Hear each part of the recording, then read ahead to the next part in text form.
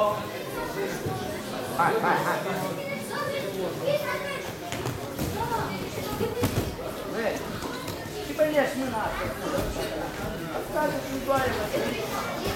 Hai, nu prea.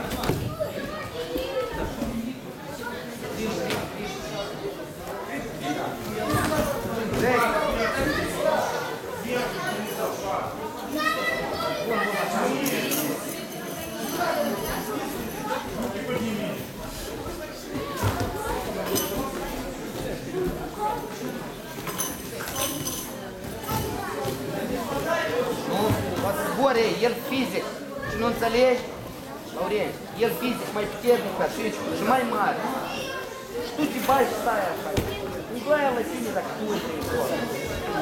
Amăjește-l.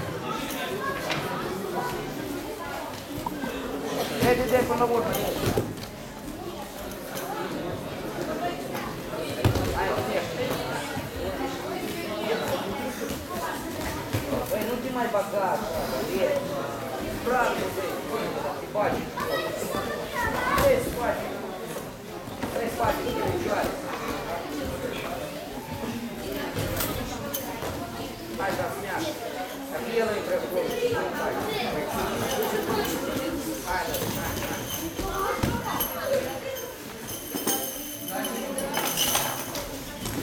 Băi, tu nu te uita la mine, ești lucru.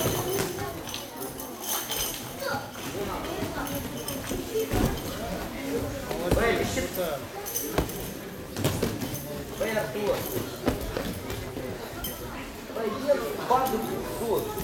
Și nu te duci în picioare în sus, acolo, de lucru. Ce vezi acolo? Hai, vreau. Nu, Laurent, așa încolo. De.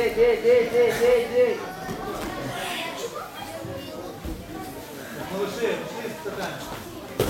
Лерик, ты как тебе спать? Малыши, так, тяжелые сели. Малыши вышли. Папа. Вышли малыши.